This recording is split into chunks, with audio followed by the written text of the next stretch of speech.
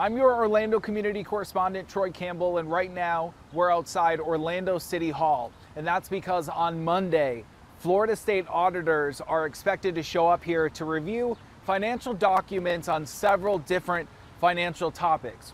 We spoke to an Orange County commissioner who welcomed those same auditors earlier this week. Take a listen.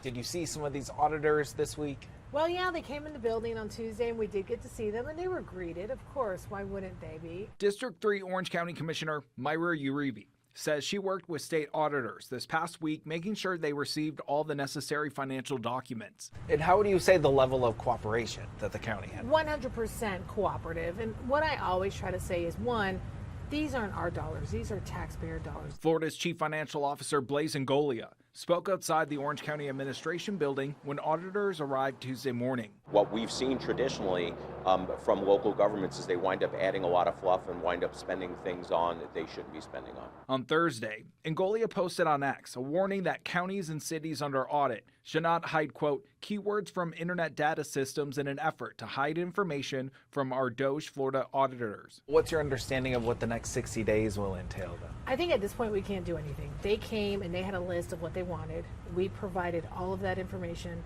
and now we're going to look at their assessment. Now that you've gone through this in Orange County, do you have any advice to the commissioners in the city of Orlando for starting Monday when the auditors enter City Hall? I say yes.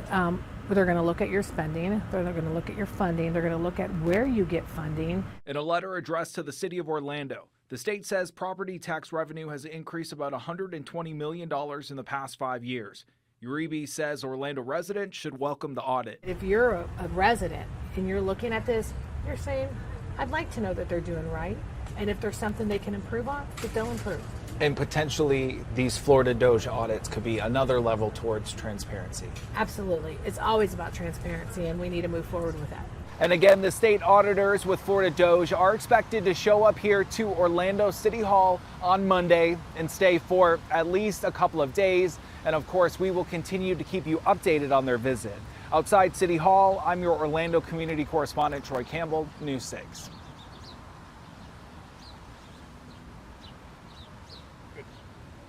Perfect.